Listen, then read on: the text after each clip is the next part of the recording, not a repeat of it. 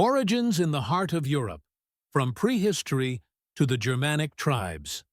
Long before Germany emerged as a nation, before borders were drawn or political identities defined, the land at the heart of Europe was already shaped by human presence. The territory that would one day become Germany lies at a natural crossroads of the continent, bordered by major rivers such as the Rhine, Elbe, and Danube, and framed by forests, plains, and uplands. This geography made it a natural corridor for migration, settlement, and cultural exchange for hundreds of thousands of years. The story of Germany begins not with kings or states, but with the earliest footsteps of humanity itself. Archaeological evidence demonstrates that humans inhabited this region as early as 600,000 years ago. One of the most significant discoveries occurred in 1856 in the Neander Valley, near Düsseldorf, where the remains of an ancient human species were uncovered. These remains belonged to what later became known as Neanderthals, a close relative of modern humans. The discovery was revolutionary, reshaping scientific understanding of human evolution and confirming that Central Europe, including modern Germany, was among the oldest inhabited regions of the continent. Neanderthals lived by hunting large animals, using fire, crafting stone tools, and forming social groups. Evidence of burial practices suggests an emerging sense of ritual and community, pointing to early forms of spiritual awareness. As the last ice age gradually receded and the climate became more stable, modern Homo sapiens replaced Neanderthals in Central Europe. Around the 6th millennium BCE, a profound transformation occurred. Human groups began to abandon a purely nomadic lifestyle and adopt permanent settlement. This marked the beginning of the Neolithic period in the region. Communities developed agriculture, cultivated grains, domesticated animals, and established villages. Cultures such as the linear pottery culture left behind traces of structured society, including longhouses, pottery, and tools, laying the economic and social foundations for long-term habitation. The subsequent Bronze Age and Iron Age brought further change. The introduction of metalworking revolutionized daily life, warfare, and social organization. Stronger tools increased agricultural productivity, while improved weapons altered the balance of power between communities. Trade networks expanded across Europe, connecting Central European societies with distant regions. Social hierarchies became more pronounced, with the emergence of warriors, leaders, and elite groups. These developments set the stage for the formation of distinct tribal identities. By the 1st millennium BCE, groups speaking early Germanic languages had begun to emerge clearly in the historical and archaeological record. These Germanic peoples were not a single unified nation, but a collection of tribes bound by language, shared cultural practices, and common values. They lived in decentralized societies organized around clans and tribal assemblies rather than centralized states. Leadership was based on personal authority, military skill, and reputation rather than hereditary monarchy. Life among the Germanic tribes revolved around farming, herding, hunting, and frequent intertribal conflict. Tribes such as the Saxons, Franks, Alemanni, Bavarians, and Cherusci occupied different regions across Central Europe. Each maintained its own territory and traditions, yet all shared core cultural traits that distinguished them from neighboring civilizations. Loyalty to kin, courage in battle, and personal honor were central to Germanic identity. Religion and worldview played a crucial role in shaping these societies. The Germanic peoples practiced a polytheistic belief system deeply connected to nature and warfare. Deities such as Odin, the god of wisdom and war, Thor, the god of thunder, and Tyr, associated with law and justice, embodied the values admired by the tribes. Honor, bravery, and a heroic death were considered pathways to eternal glory. These beliefs reinforced a warrior ethos and a strong sense of independence, that would define Germanic resistance to external domination. Germanic society relied on customary law rather than written legal codes. Disputes were settled through councils, oaths, and traditions passed down orally. Personal freedom was highly valued, and submission to absolute authority was rare. This emphasis on autonomy and collective decision-making sharply contrasted with the highly structured, bureaucratic systems of civilizations such as Rome. By the time the Roman world began to encounter the Germanic peoples along its northern frontiers, the foundations of German identity were already in place. Though there was no Germany in a political sense, there existed a shared cultural and linguistic world that would endure through centuries of change. The prehistoric inhabitants, the early farming communities, and the Germanic tribes together formed the deep roots from which German history would grow. This early chapter of history is not merely a prelude, but a crucial foundation. It explains how a land shaped by migration, survival, and independence produced a people resistant to assimilation and deeply conscious of their freedom. From these ancient beginnings, the long and complex story of Germany would continue to unfold across the centuries of European history. Chapter 2: Conflict, Contact, and the Birth of a Distinct German World. As the ancient world entered the final centuries before the Common Era, a powerful civilization began to extend its reach northward from the Mediterranean basin. Rome, having conquered Gaul and secured its dominance over Western Europe, now looked beyond the Rhine toward the vast forests and riverlands of Germania. For the Roman Empire, this territory represented both opportunity and threat. Opportunity for expansion and control, and threat in the form of fiercely independent tribal societies that resisted foreign rule. The encounter between Rome and the Germanic world would become one of the most decisive chapters in European history, and a defining moment in the formation of German identity. Roman knowledge of the Germanic lands was initially limited and often shaped by fear and misunderstanding. To Roman eyes, Germania was a land of dense forests, marshes, harsh climates, and warlike peoples who lived beyond the boundaries of civilization. Yet Rome was not content to accept natural frontiers. Following Julius Caesar's conquest of Gaul in the mid-1st century BCE, Roman legions reached the western banks of the Rhine, bringing the empire into direct contact with Germanic tribes for the first time. From this moment onward, the Rhine would become one of the most important fault lines in European history. During the reign of Emperor Augustus, Rome made a determined attempt to incorporate Germania into the imperial system.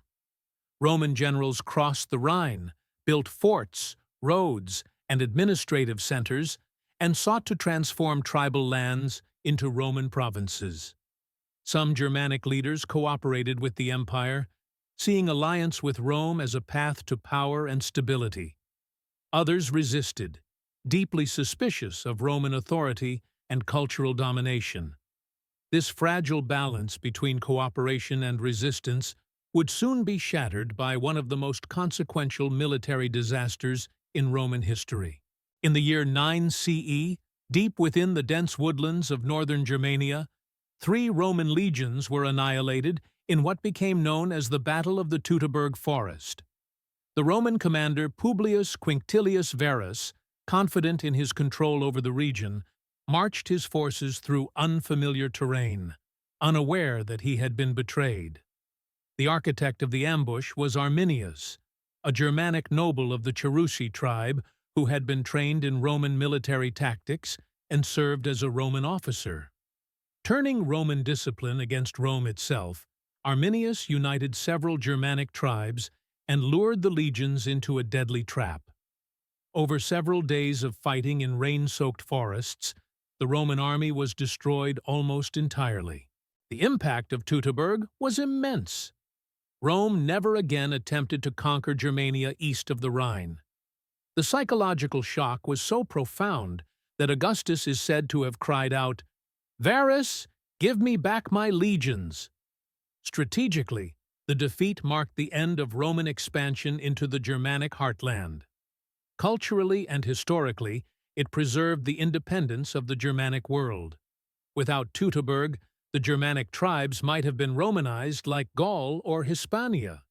Instead, they remained outside the empire, free to develop their own social structures, languages, and traditions.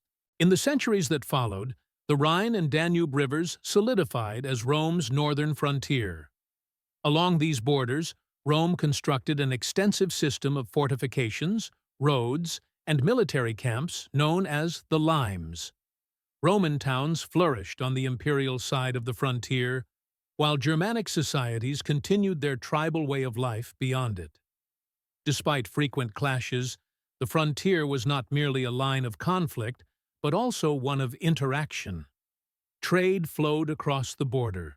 Germanic warriors served as mercenaries in Roman armies, and Roman goods, ideas, and technologies found their way into Germanic lands.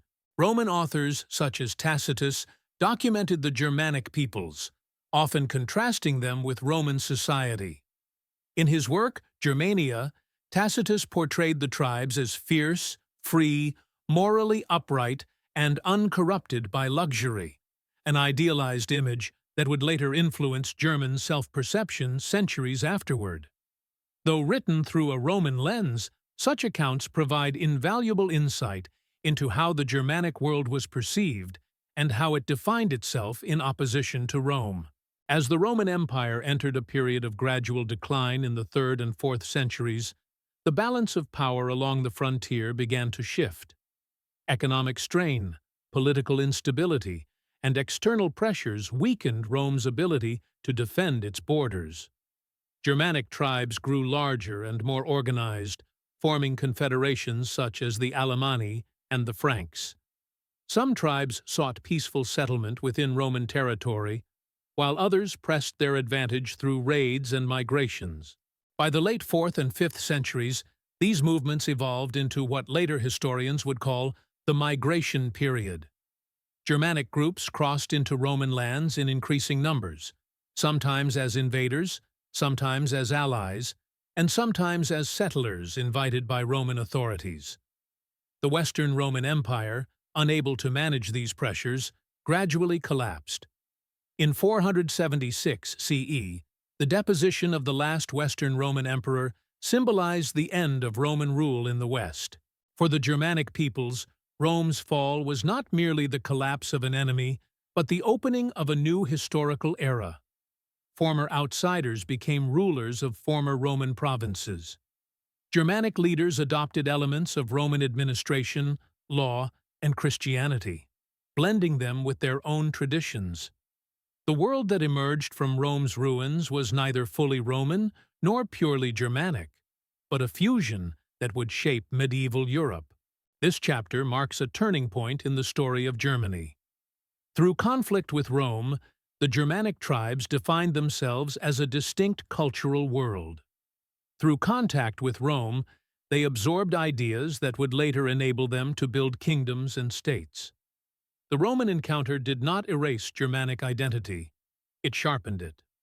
From resistance in the forests of Teutoburg to settlement in the lands of a dying empire, the Germanic peoples stepped onto the stage of history, ready to transform Europe and lay the groundwork for the Germany that would one day emerge. The Franks, Charlemagne, and the birth of East Francia. The collapse of the Western Roman Empire in the 5th century did not bring an end to civilization in Central Europe, but it did mark the beginning of a profound transformation. Roman authority vanished almost entirely from the lands north of the Alps, leaving behind abandoned cities, fragmented infrastructure, and a political vacuum. Into this space stepped the Germanic peoples who had long lived at the empire's borders. Among them, one group would rise above all others in shaping the future of Europe and laying the foundations of what would eventually become Germany: the Franks. The Franks were not a single tribe, but a loose confederation of Germanic groups living along the lower Rhine. During the final centuries of Roman rule, they had served both as enemies and as allies of the empire, gaining military experience and exposure to Roman administration. As Roman power crumbled, the Franks moved decisively into former imperial territory, establishing control over large parts of Gaul and western Germania. Unlike many other Germanic groups, they did not merely conquer Roman lands, they adapted to them. A decisive turning point came with the rise of Clovis I, who became king of the Franks around 400 meter. 1. Clovis proved to be a skilled warrior and a shrewd political leader. Through conquest and alliance, he unified most of the Frankish tribes under his rule, creating the first durable Germanic kingdom in the former Western Roman world. Yet his most consequential decision was not made on the battlefield, but in the realm of faith.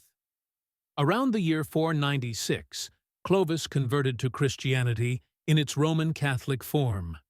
This act aligned the Frankish monarchy with the Church and the Roman population of Gaul, setting the Franks apart from other Germanic rulers who adhered to Arian Christianity. Clovis's conversion had far-reaching consequences. It forged a powerful alliance between the Frankish kings and the Catholic Church, granting religious legitimacy to Frankish rule and enabling cooperation with Roman elites. Over time, Roman traditions of law, administration, and literacy blended with Germanic customs of kingship and warrior loyalty. This fusion created a new political and cultural order that would dominate Western and Central Europe for centuries. Following Clovis's death, the Frankish kingdom was divided among his heirs, in keeping with Germanic inheritance customs.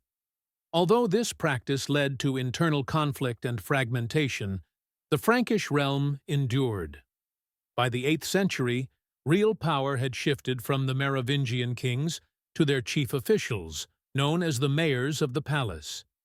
From this office emerged a new dynasty, the Carolingians. The Carolingian rise culminated in the reign of Charlemagne, one of the most influential figures in European history. Ascending to the Frankish throne in 768, Charlemagne embarked on a series of campaigns that dramatically expanded his realm. Through decades of warfare, he subdued the Lombards in Italy, incorporated Bavaria into his empire, and waged brutal wars against the Saxons in northern Germania, forcibly integrating them into his kingdom and converting them to Christianity. By the end of his reign, Charlemagne ruled an empire that stretched from the Atlantic Ocean to the Danube, and from the North Sea to central Italy.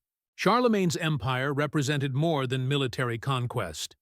He sought to revive the idea of a unified Christian Europe, drawing inspiration from the legacy of Rome. In the year 800, on Christmas Day, Pope Leo III crowned Charlemagne Emperor of the Romans in Rome. This act symbolized the rebirth of imperial authority in the West and laid the ideological foundation for what would later become known as the Holy Roman Empire. Although the empire was neither fully Roman nor truly centralized, it provided a powerful framework for political legitimacy in medieval Europe. Within Charlemagne's empire, the eastern regions, inhabited largely by Germanic peoples, played a crucial role.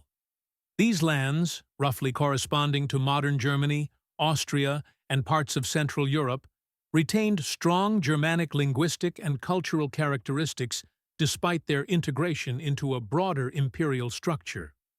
Charlemagne governed through a network of counts, bishops, and royal envoys, blending Roman administrative practices with Germanic traditions of local authority. Monasteries and cathedral schools became centers of learning, preserving knowledge and promoting literacy in Latin, while vernacular Germanic languages continued to thrive among the population. After Charlemagne's death in 814, his empire proved too vast and complex to remain unified under weaker successors. Internal rivalries among his heirs led to a series of conflicts that culminated in the Treaty of Verdun in 843. This treaty divided the Carolingian Empire into three distinct kingdoms. The western portion evolved into what would become France. The central kingdom, stretching from the North Sea to Italy, was unstable and eventually fragmented. The Eastern Kingdom, known as East Francia, encompassed the Germanic heartlands. East Francia is of critical importance to German history. Though it was not yet Germany in a modern sense, it marked the first enduring political entity centered on German-speaking peoples. Its rulers governed over Saxons, Bavarians, Swabians, and other Germanic groups, gradually forging a sense of shared political identity. Unlike West Francia, where Romance languages and Roman traditions dominated, East Francia remained culturally and linguistically Germanic. By the late 9th century, East Francia stood as the direct predecessor of the medieval German kingdom. It inherited the imperial idea, the alliance with the Church, and the administrative frameworks established under Charlemagne, while maintaining the distinctive traditions of the Germanic world. From the ruins of Rome and the achievements of the Franks emerged a new political reality, one that would, over time, evolve into the German realm. This chapter marks the moment when German history begins to take a recognizable shape. The fusion of Roman legacy, Christian faith, and Germanic tradition under Frankish leadership created the foundation upon which medieval Germany would be built.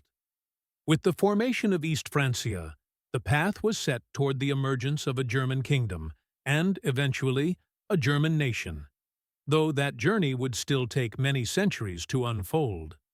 Chapter 4: The Holy Roman Empire and the German Medieval World.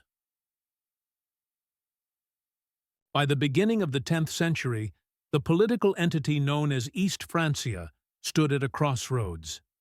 The Carolingian dynasty had faded, leaving behind a realm held together less by bloodline than by shared tradition, military necessity, and the enduring idea of empire. External threats pressed in from all directions. Vikings raided from the north, Slavic peoples advanced from the east, and Magyar horsemen swept across the plains with devastating speed. It was within this climate of uncertainty that the foundations of the medieval German world were laid, and a new imperial structure emerged, one that would shape Central Europe for nearly 1,000 years. The turning point came with the rise of the Saxon dynasty, particularly Otto I, later known as Otto the Great. Crowned king of East Francia in 936, Otto worked to strengthen royal authority by forging close alliances with the Church and consolidating power over the powerful tribal duchies of Saxony, Bavaria, Swabia, and Franconia. His decisive victory over the Magyars at the Battle of Lechfeld in 955 marked a defining moment in German and European history. The defeat of the Magyar threat secured the eastern frontiers and established Otto as the dominant ruler north of the Alps. In 962, Otto traveled to Rome, where he was crowned emperor by the Pope. This act is traditionally regarded as the birth of the Holy Roman Empire, a political entity that claimed continuity with the ancient Roman Empire while grounding its authority in Christian legitimacy. Although the empire was neither holy in the ecclesiastical sense, nor Roman in geography, nor a centralized state, it became the principal framework for political life in the German lands. From this point onward, German kings were also emperors, and Germany formed the empire's core. The structure of the Holy Roman Empire reflected the complex realities of medieval society. Rather than a unified kingdom, it consisted of a patchwork of duchies, bishoprics, abbeys, free imperial cities, and principalities, each enjoying a high degree of autonomy. The emperor ruled through negotiation, patronage, and personal authority rather than direct administration. Power was decentralized, and local rulers, both secular and ecclesiastical, held significant influence. This fragmentation would become one of the defining characteristics of German history. Throughout the High Middle Ages, the empire was dominated by powerful dynasties, most notably the Salian and Hohenstaufen families. Under their rule, the emperors sought to strengthen central authority and expand imperial influence, particularly in Italy. However, These ambitions brought them into prolonged conflict with the papacy. The most famous of these struggles was the investiture controversy, a bitter dispute over who held the right to appoint bishops and abbots. This conflict, which reached its peak in the late 11th century, symbolized the broader struggle between secular and spiritual power and deeply weakened imperial authority within Germany. While emperors and popes contested supremacy, German society itself was undergoing profound transformation. Agriculture expanded through the clearing of forests and the adoption of new farming techniques. Population growth fueled the rise of towns and cities, many of which gained charters, granting them special privileges and self-government. Urban centers such as Cologne, Lübeck, and Nuremberg became hubs of commerce and craftsmanship, while merchant networks like the Hanseatic League connected German cities to markets across the Baltic and North Seas. The medieval German world was also shaped by colonization and cultural expansion eastward, a process known as the Ostsiedlung. German settlers moved into Slavic lands east of the Elbe, bringing new agricultural methods, urban planning, and legal systems. This expansion extended German cultural influence deep into Central and Eastern Europe and permanently altered the demographic and political landscape of the region. Despite economic and cultural growth, the empire's political cohesion remained fragile.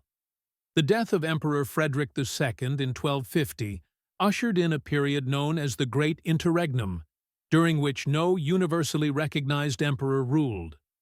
Competing claimants, local wars, and the absence of strong central leadership further entrenched the autonomy of regional princes. By the late Middle Ages, imperial authority had become largely symbolic, while real power rested in the hands of territorial rulers. In 1356, Emperor Charles IV issued the Golden Bull, a constitutional decree that formalized the process of electing the emperor. It granted 7 prince-electors, 3 ecclesiastical and 4 secular, the exclusive right to choose the emperor. While the Golden Bull brought stability to imperial succession, it also entrenched the political fragmentation of the empire, confirming the independence of the German princes and limiting the emperor's ability to centralize power. Religion, culture, and identity continued to evolve throughout the medieval period. Christianity permeated every aspect of life, shaping education, art, and law. Gothic cathedrals rose above cities, monasteries preserved learning, and universities emerged as centers of intellectual life. At the same time, regional identities within the German lands grew stronger, reinforced by linguistic diversity and local traditions. By the 15th century, the Holy Roman Empire stood as a unique political entity, vast in territory, yet weak in cohesion, rich in culture, yet divided in authority. It was neither a nation-state nor a true empire in the Roman sense, but a complex medieval order rooted in German lands. This structure would endure into the modern era, shaping Germany's political culture and delaying national unification for centuries. This chapter represents a crucial phase in German history. The Holy Roman Empire provided continuity, legitimacy, and a shared framework for the German world, even as it fostered division and decentralization. Out of this medieval landscape of emperors, princes, cities, and churches emerged the tensions, traditions, and identities that would define Germany's later struggles with unity, authority, and nationhood. Chapter 5. The Reformation and the 30 Years' War. By the beginning of the 16th century, the Holy Roman Empire stood at the height of its territorial reach, but at the edge of a profound internal crisis. Beneath the surface of medieval continuity, deep tensions had accumulated within German society. The authority of the Catholic Church was increasingly questioned. Resentment grew over clerical wealth and corruption, and the decentralized political structure of the empire gave local rulers significant freedom to challenge both imperial and papal power. It was in this volatile environment that a religious protest in a small German town ignited one of the most transformative movements in European history. In 1517, a monk and theology professor named Martin Luther published his 95 Theses in the town of Wittenberg. Intended as a scholarly critique of the Church's practice of selling indulgences, Luther's arguments struck a nerve far beyond academic circles. He challenged the authority of the Pope, rejected the idea that salvation could be purchased, and asserted that faith alone, not church mediation, was the path to redemption. Thanks to the printing press, Luther's ideas spread rapidly across the German lands, reaching princes, townspeople, and peasants alike. What began as a theological dispute soon became a political and social revolution. Many German princes saw in Luther's teachings an opportunity to assert independence from Rome and seize church lands within their territories. Cities embraced reform as a means of self-government and moral renewal. At the same time, Luther's message inspired more radical interpretations, contributing to unrest among the lower classes. The German Peasants' War of 1524–1525, though ultimately crushed, revealed the explosive social consequences of religious reform in a fragmented empire. The Holy Roman Empire was now divided along confessional lines. Emperor Charles V, ruler of a vast multinational empire, sought to preserve Catholic unity, but his authority was limited by the political autonomy of the German princes. Despite military victories, he was unable to suppress Protestantism permanently. In 1555, the conflict was provisionally resolved by the Peace of Augsburg, which established the principle of cuius regio, eius religio. The ruler of each territory would determine its religion, Catholic or Lutheran. While this agreement ended open warfare, it formalized religious division and excluded other Protestant movements, such as Calvinism, from legal recognition. Rather than restoring stability, the Peace of Augsburg entrenched fragmentation. Germany became a patchwork of Catholic and Protestant territories, each guarding its confessional identity. Religious allegiance was inseparable from political loyalty, and suspicion between neighboring states became a permanent feature of German life. As new confessions spread and alliances shifted, the fragile balance created in 1555 began to erode. By the early 17th century, tensions reached a breaking point. In 1618, a confrontation in Prague, known as the Defenestration of Prague, triggered what would become the 30 Years' War. What began as a revolt by Protestant nobles against Catholic authority in Bohemia quickly escalated into a continent-wide conflict involving the major powers of Europe. The German lands, lying at the heart of the Holy Roman Empire, became the primary battlefield. The 30 Years' War unfolded in multiple phases, each marked by shifting alliances and escalating devastation. Armies marched back and forth across German territories, looting cities, burning villages, and requisitioning food from already starving populations. Soldiers were often unpaid and lived off the land, spreading famine, disease, and terror. Entire regions were depopulated, and once thriving towns fell into ruin. In some areas, the population declined by as much as 1/3. The war was no longer solely about religion. Dynastic ambition, territorial expansion, and balance of power politics drew foreign powers into the conflict. Sweden intervened as a Protestant champion, while Catholic France, ironically, entered the war against the Catholic Habsburgs to limit imperial dominance. The Holy Roman Empire, already weakened by internal division, proved incapable of coordinating an effective defense or enforcing peace among its constituent states. After 3 decades of destruction, exhaustion forced the combatants to negotiate. In 1648, the Peace of Westphalia brought the war to an end. This settlement reshaped the political and religious map of Europe and marked a decisive turning point in German history.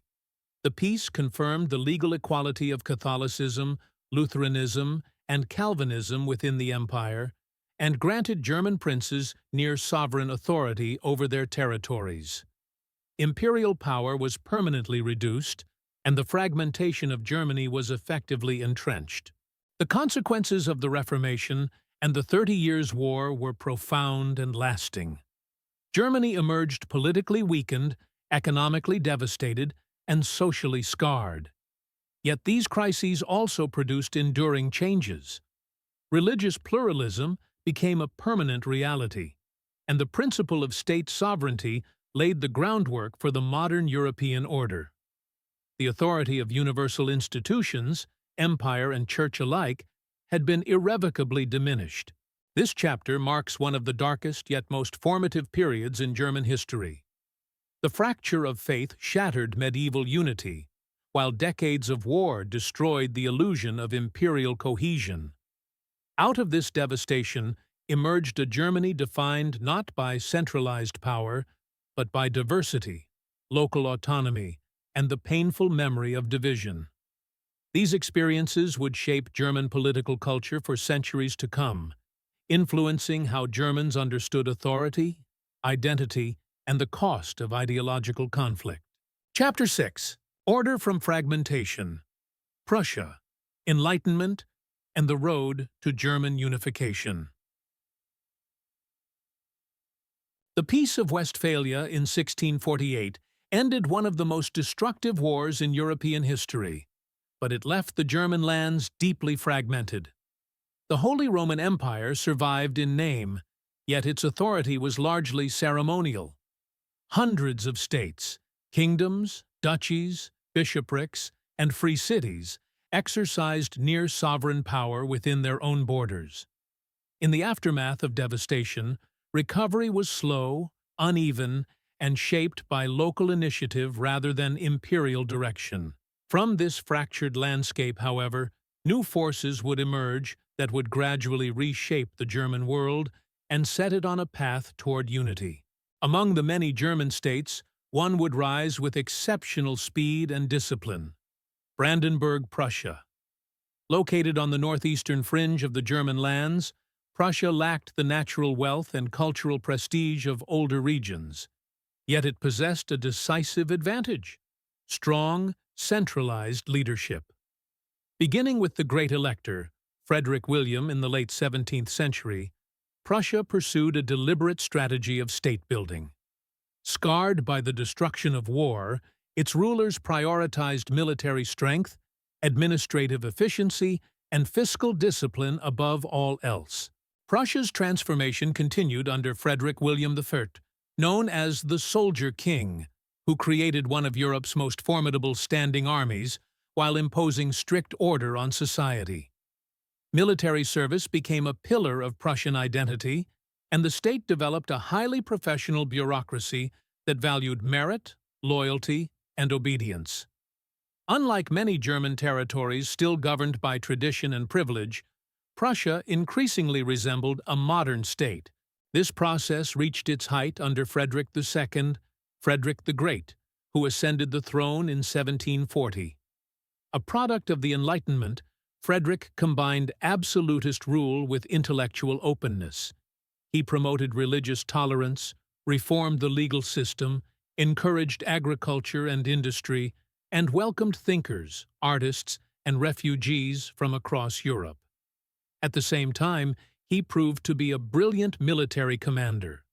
Through wars against Austria and other rivals, he expanded Prussia's territory and prestige, most notably by seizing Silesia, a rich and strategically vital region. Prussia's rise altered the balance of power within the German world.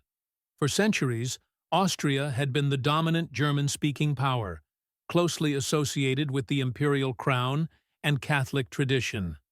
Now, a Protestant, militarized, and increasingly efficient Prussian state challenged Austrian leadership.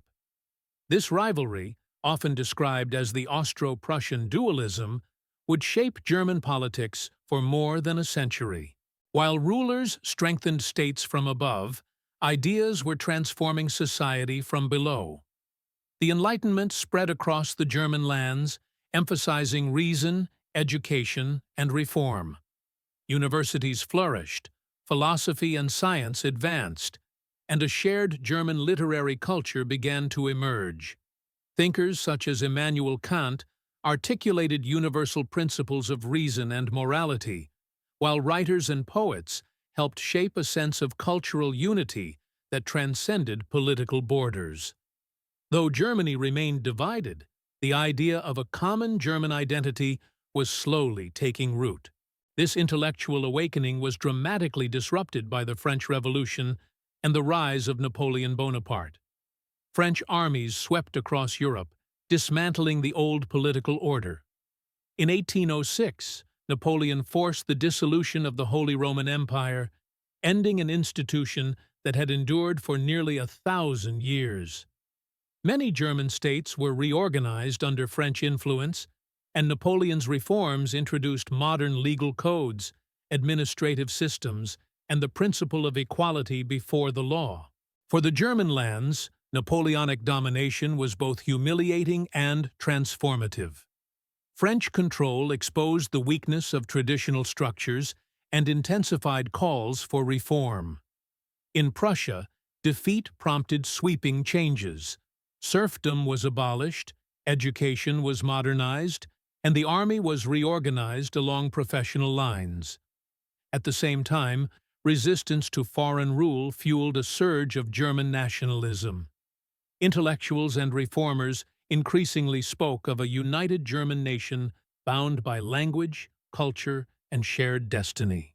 Napoleon's defeat in 1815 brought another reordering of Europe.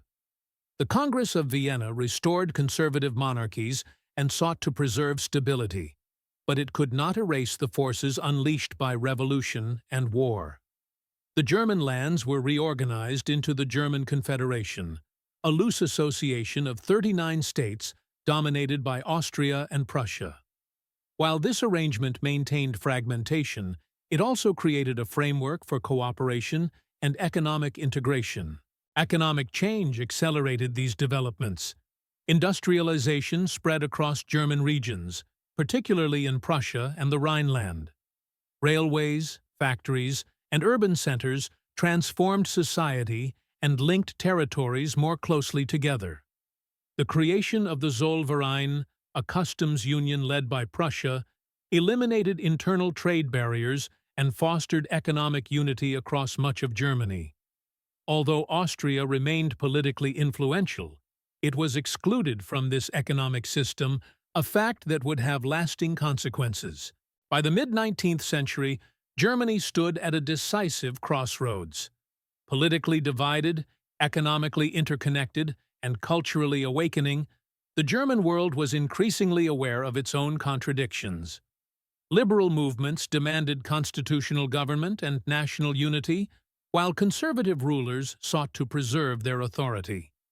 The revolutions of 1848, though ultimately unsuccessful, revealed the depth of popular desire for a unified German nation. This chapter marks the transition from medieval fragmentation to modern state-building. Prussia's disciplined rise, the spread of Enlightenment ideals, the shock of Napoleonic conquest, and the forces of economic integration all combined to reshape German society. Though unity had not yet been achieved, the path toward it was now clearly defined. The stage was set for a final confrontation over who would lead Germany and what kind of nation it would become. Chapter 7: Blood and Iron: The Unification of Germany and the Birth of the German Empire. By the middle of the 19th century, the German world stood poised between aspiration and reality. Cultural unity and economic integration had advanced significantly, yet political fragmentation endured. The failed revolutions of 1848 had demonstrated the limits of liberal idealism in a landscape dominated by monarchies and entrenched elites. National unity would not be achieved through popular assemblies or constitutional debates alone. Instead, it would come through power politics, military force, and strategic calculation, embodied most decisively in the rise of Prussia and the leadership of one man, Otto von Bismarck. Bismarck, appointed minister-president of Prussia in 1862, rejected the liberal vision of unification through parliamentary reform. Instead, he famously declared that the great questions of the age would be decided not by speeches and majority votes, but by blood and iron. His objective was clear: to unify Germany under Prussian leadership while excluding Austria, Prussia's historic rival, from German affairs. To achieve this, Bismarck employed a careful blend of diplomacy, manipulation, and war. The first step toward unification came in 1864 with the Danish War, fought jointly by Prussia and Austria against Denmark over the duchies of Schleswig and Holstein. Though the conflict was brief, it served a crucial strategic purpose. Victory enhanced Prussia's military reputation and created tensions between Prussia and Austria over the administration of the conquered territories. These tensions were deliberately exploited by Bismarck to prepare the ground for a decisive confrontation. That confrontation came in 1866 with the Austro-Prussian War. Lasting only 7 weeks, the conflict revealed the effectiveness of Prussia's modernized army, which benefited from superior organization, rapid mobilization, and advanced weaponry. Austria's defeat shattered its influence over the German states. In the aftermath, the German Confederation was dissolved, and Prussia established the North German Confederation, uniting the northern German states under its leadership. Austria was permanently excluded from German political affairs, marking a fundamental shift in the balance of power. The final act of unification required the support of the southern German states, many of which remained wary of Prussian dominance. This support was secured through a carefully engineered external conflict. In 1870, diplomatic tensions with France escalated into the Franco-Prussian War. Bismarck skillfully used the Ems dispatch to inflame French public opinion, ensuring that France appeared as the aggressor. The resulting war unleashed a surge of German nationalism, drawing the southern states into alliance with Prussia. Prussia's victory over France was swift and decisive. The capture of Napoleon III and the siege of Paris humiliated France and transformed the political map of Europe. On January 18, 1871, in the Hall of Mirrors at the Palace of Versailles, the German princes proclaimed Wilhelm V of Prussia as German Emperor. The German Empire was born, marking the first successful unification of Germany in history. The new empire was a federal state composed of kingdoms, duchies, and city-states, but real power rested firmly in Prussian hands. The emperor wielded significant authority, and the chancellor, Bismarck, controlled foreign and domestic policy. While the empire possessed a parliament, the Reichstag, democratic participation was limited, and executive power remained largely insulated from popular influence. This political structure combined modern elements with authoritarian traditions, shaping German governance in the decades to come. Under the empire, Germany experienced rapid industrialization and economic growth. Railways expanded, factories multiplied, and scientific and technological innovation flourished. Within a few decades, Germany emerged as one of the world's leading industrial powers, rivaling Britain in manufacturing and surpassing France. Urbanization transformed society, creating new social classes and intensifying demands for political reform. At the same time, the empire pursued an assertive foreign policy. After Bismarck's dismissal in 1890, German leaders increasingly embraced Weltpolitik, a strategy aimed at expanding global influence through naval power, colonial acquisition, and diplomatic assertiveness. This shift disrupted the delicate balance of European alliances and fueled rivalry with other great powers, particularly Britain and France. These tensions culminated in the outbreak of World War I in 1914. Germany entered the conflict confident in its military strength and industrial capacity, yet unprepared for the prolonged nature of modern warfare. The war placed enormous strain on the empire's economy and society. As casualties mounted and resources dwindled, public morale collapsed. In 1918, military defeat on the Western Front triggered revolution at home. The German Empire disintegrated rapidly. Kaiser Wilhelm II abdicated and fled into exile, and the monarchy fell.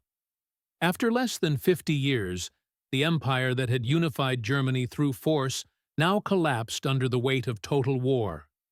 What followed was uncertainty, defeat, and the search for a new political order. This chapter marks the dramatic culmination of Germany's long path toward unity. Through war, diplomacy, and statecraft, a nation was forged from centuries of division. Yet the manner of its creation, authoritarian, militarized, and dominated by power politics, left deep structural tensions unresolved.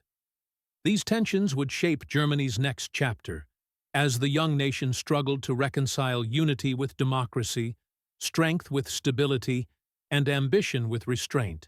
Chapter 8. Democracy Under Siege, the Weimar Republic and the Rise of Nazism. The collapse of the German Empire in November 1918 marked not only the end of a monarchy, but the beginning of one of the most fragile and consequential experiments in democracy in modern history. Defeat in World War I shattered the foundations of imperial authority. Soldiers returned home to hunger, unemployment, and disillusionment, while the civilian population faced shortages and social unrest. Amid revolution and uncertainty, Germany was forced to confront a new reality. It was no longer an empire, but a defeated nation searching for a political future. In the final days of the war, mass strikes and mutinies spread across Germany. Sailors in Kiel rebelled against orders they viewed as suicidal, igniting a nationwide uprising. Faced with the threat of civil war, Kaiser Wilhelm II abdicated and fled into exile. Power passed to civilian leaders, and in early 1919, a new democratic constitution was drafted in the city of Weimar. The Weimar Republic was born as Germany's first parliamentary democracy. The Weimar Constitution was among the most progressive of its time. It established universal suffrage, civil liberties, and a system of proportional representation designed to reflect the will of the people. Yet embedded within it were structural weaknesses that would later prove fatal. The president possessed broad emergency powers under Article 48, allowing rule by decree during crises. This provision, intended as a safeguard, would become a gateway to authoritarianism. From its inception, the Republic faced enormous challenges. In June 1919, German representatives were forced to sign the Treaty of Versailles, a peace settlement that imposed harsh territorial losses, military restrictions, and heavy reparations.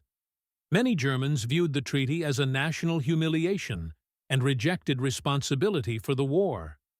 The myth that Germany had been stabbed in the back by internal enemies, politicians, socialists, and Jews, gained traction, poisoning public discourse and undermining faith in the new democratic system. The early years of the Weimar Republic were marked by political violence and economic instability.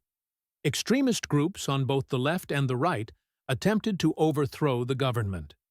Communist uprisings were brutally suppressed, while right-wing paramilitary forces, known as the Freikorps, operated with near impunity. In 1923, Germany experienced catastrophic hyperinflation, wiping out savings and destroying the middle class's sense of security. Money became worthless, and economic despair deepened public resentment toward the Republic. Despite these crises, the mid-1920s brought a period of relative stabilization. Under the leadership of statesmen such as Gustav Stresemann, Germany restructured its reparations through international agreements and reintegrated into global diplomacy.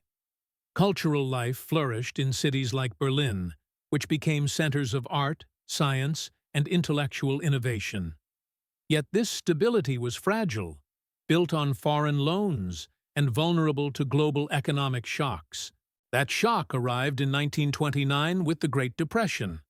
The collapse of the American financial system triggered a worldwide economic crisis that struck Germany with devastating force. Industrial production plummeted, unemployment soared, and millions were left without hope. The government proved incapable of mounting an effective response, increasingly relying on presidential decrees rather than parliamentary consensus. Democracy began to erode from within. It was in this climate of despair and polarization that Adolf Hitler and the National Socialist German Workers' Party rose to prominence. Hitler, a charismatic speaker and ruthless propagandist, exploited economic suffering, national humiliation, and fear of communism.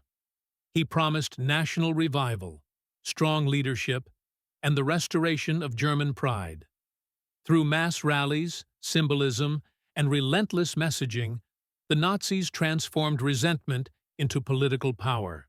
Electoral success followed. By the early 1930s, the Nazi Party had become the largest party in the Reichstag, though it never achieved an outright majority.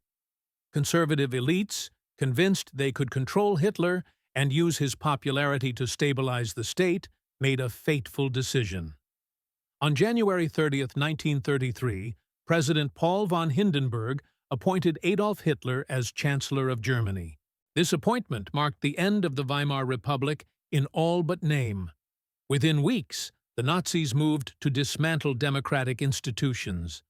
The Reichstag fire provided a pretext for emergency decrees that suspended civil liberties and crushed political opposition. The Enabling Act of March 1933 transferred legislative power to Hitler's cabinet, effectively establishing a dictatorship. The fall of the Weimar Republic was not sudden but cumulative, a result of economic catastrophe, political fragmentation, institutional weakness, and the failure of elites to defend democracy. What had begun as a bold experiment in popular sovereignty ended in authoritarian rule. Germany now stood on the brink of one of the darkest chapters in its history. This chapter marks a critical turning point. The promise of democracy gave way to fear, resentment, and radicalization. The forces unleashed in the aftermath of defeat would soon engulf Germany, Europe, and the world in unprecedented violence. The stage was set for the rise of a totalitarian regime whose consequences would redefine the 20th century. Chapter 9. Nazi Germany, World War II, and complete defeat. When Adolf Hitler assumed power in 1933, Germany entered a new political reality defined by absolute control, ideological extremism, and the systematic destruction of democratic institutions. Within a remarkably short period, the Nazi regime transformed the German state into a totalitarian system. Political parties were banned, trade unions dissolved, and all opposition silenced through intimidation, imprisonment, and terror. The regime's power rested not only on violence, but on propaganda, mass mobilization, and the promise of national rebirth after years of humiliation and instability.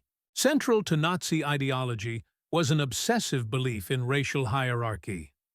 Jews were portrayed as the existential enemy of the German nation, blamed for economic hardship, political division, and Germany's defeat in World War I. This anti-Semitism was institutionalized through laws, education, and public life. In 1935, the Nuremberg Laws stripped German Jews of citizenship and basic rights, formally excluding them from the national community. Other groups, Roma, people with disabilities, homosexuals, political dissidents, and so-called asocials, were also targeted as threats to racial purity and social order. At the same time, the regime pursued economic recovery and rearmament. Massive public works programs reduced unemployment, while rapid militarization revitalized industry. These policies won broad popular support, masking the regime's brutality and laying the groundwork for aggressive expansion. Hitler rejected the post-World War I order outright, viewing war not as a failure of diplomacy, but as a natural and necessary expression of national strength. From the mid-1930s onward, Nazi Germany systematically dismantled the restrictions imposed by the Treaty of Versailles. German troops reoccupied the Rhineland, Austria was annexed in the Anschluss of 1938, and the Sudetenland was seized from Czechoslovakia following international appeasement. Each success emboldened the regime and reinforced the belief that destiny favored Germany's expansion. War became inevitable. On September 1, 1939, Germany invaded Poland, triggering World War II. Within weeks, Poland was defeated and divided between Nazi Germany and the Soviet Union. Europe was once again at war, and Germany initially appeared unstoppable. In rapid succession, German forces conquered Denmark, Norway, the Netherlands, Belgium, and France. The speed and coordination of these victories stunned the world and confirmed Germany as the dominant military power on the continent. Yet the war that Hitler unleashed was not merely a conventional conflict. It was an ideological war of annihilation. This became fully apparent with the invasion of the Soviet Union in June 1941. The Eastern Campaign was defined by unprecedented brutality. Civilians were targeted, entire villages destroyed, and millions of Soviet prisoners of war were deliberately starved to death. The war in the East was inseparable from racial ideology, as Nazi policy sought to exterminate or enslave populations deemed inferior. It was within this context that the regime implemented the Holocaust, the systematic genocide of European Jewry. What began as discrimination and forced emigration escalated into mass murder.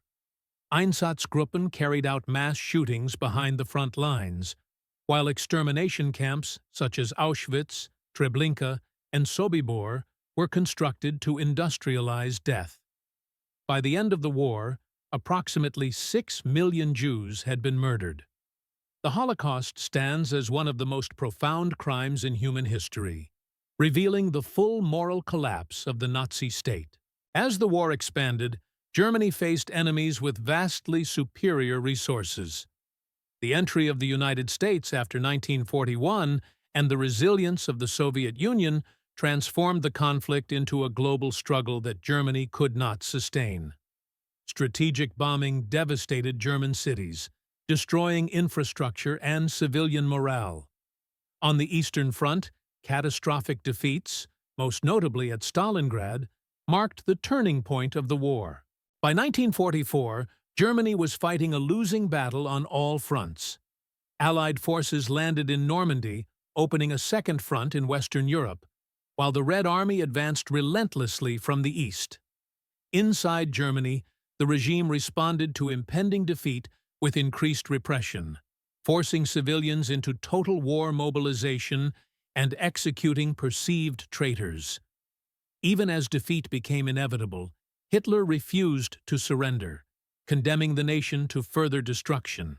In April 1945, as Soviet troops encircled Berlin, the Nazi leadership collapsed. Hitler committed suicide in his bunker, and the remnants of his government surrendered unconditionally in May. Germany lay in ruins. Its cities were shattered, millions were dead or displaced, and the moral catastrophe of genocide had left an indelible scar on the nation's conscience. The defeat of Nazi Germany was total, not only military, but political, social, and moral. The state that had promised renewal ended in devastation. The ideology that claimed superiority produced unprecedented destruction. Germany emerged from the war occupied, divided, and forced to confront the consequences of its actions. This chapter represents the darkest abyss in German history. The totalitarian regime and total war destroyed lives, institutions, and trust in authority. Yet from this collapse would emerge a new reckoning, one that would reshape Germany's identity and its place in the world. The question that now confronted the German people was not how to regain power, but how to rebuild a nation after moral and physical ruin. Chapter 10. Division, Reckoning, and Modern Germany. In the spring of 1945, Germany ceased to exist as a sovereign state. The unconditional surrender of Nazi forces marked the end of the war, but it did not bring immediate peace or clarity. The country lay in ruins, its cities destroyed, its infrastructure shattered, its population traumatized and displaced. Millions were dead, millions more were refugees, and the moral weight of Nazi crimes cast a long shadow over every aspect of German life. The question confronting the German people was unprecedented. How could a nation rebuild after total defeat and moral collapse? In the immediate aftermath of the war, Germany was divided into 4 occupation zones, administered by the United States, the United Kingdom, France, and the Soviet Union. Berlin, though located deep within the Soviet zone, was similarly divided. The occupying powers pursued differing visions for Germany's future. In the West, reconstruction and political renewal gradually took priority. In the East, the Soviet Union sought to reshape German society along socialist lines. These divergent paths soon hardened into a permanent division. The early post-war years were marked by hunger, homelessness, and uncertainty. At the same time, a process of denazification sought to remove former Nazis from positions of power and confront the legacy of dictatorship. While imperfect and uneven, this reckoning laid the groundwork for a new political culture, one increasingly defined by responsibility, legality, and the rejection of extremist ideology. By 1949, the division of Germany was formalized. In the Western zones, the Federal Republic of Germany was established as a democratic state with a constitution, the Basic Law, designed explicitly to prevent a return to authoritarianism. In the Eastern Zone, the German Democratic Republic was founded as a socialist state under Soviet influence, governed by a single-party system. Germany had become a central fault line of the emerging Cold War. The 2 German states developed along sharply contrasting paths. West Germany, supported by the Marshall Plan and integrated into the Western Alliance system, experienced rapid economic recovery. This period, known as the economic miracle, transformed the country into a prosperous industrial society. Democratic institutions took root, political stability increased, and West Germany gradually regained international trust by acknowledging its past and committing itself to peace, cooperation, and European integration. East Germany, by contrast, became a tightly controlled socialist state. While it achieved some industrial and social advances, it was marked by political repression, limited personal freedoms, and economic inefficiencies. Surveillance by the secret police permeated daily life, and dissent was harshly punished. As living standards in the West rose, the contrast between the 2 Germanys became increasingly visible and increasingly destabilizing. In 1961, the East German government erected the Berlin Wall, physically sealing the border between East and West Berlin. The wall became the most powerful symbol of Germany's division and of the broader Cold War. Families were separated overnight, escape attempts were often fatal, and the division of Germany appeared permanent. Yet beneath the surface, pressures for change continued to build. From the late 1960s onward, West Germany underwent significant social transformation. A new generation confronted the legacy of Nazism more openly, demanding transparency, accountability, and reform. Foreign policy shifted toward reconciliation, particularly with Eastern Europe, in a strategy known as Ostpolitik. These efforts reduced tensions and laid diplomatic foundations for future change. The decisive turning point came in the late 1980s. Economic stagnation and political rigidity weakened the Eastern Bloc, while reform movements gained momentum. In East Germany, mass protests erupted, calling for freedom of movement, democratic rights, and political reform. On November 9, 1989, a series of miscommunications and mounting public pressure led to the opening of the Berlin Wall. Within hours, crowds crossed freely between East and West, celebrating the end of division that had lasted nearly 3 decades. Less than a year later, on October 3, 1990, Germany was formally reunified. The Federal Republic absorbed the former East German state, extending democratic institutions, legal structures, and economic systems eastward. Reunification was a historic achievement, but it also posed enormous challenges. Economic disparities, social tensions, and the legacy of dictatorship required sustained effort and political commitment to overcome. In the decades since reunification, Germany has emerged as a central actor in Europe and the world. It has become the largest economy in Europe, a key member of the European Union, and a strong advocate for multilateral cooperation. Germany's modern identity is shaped by historical responsibility, particularly the commitment to remember and confront the crimes of the Nazi era, and by a determination to uphold democracy, human rights, and peace. The journey from the ruins of 1945 to the reunified nation of today is one of the most remarkable transformations in modern history. Germany's past is marked by division, catastrophe, and moral failure.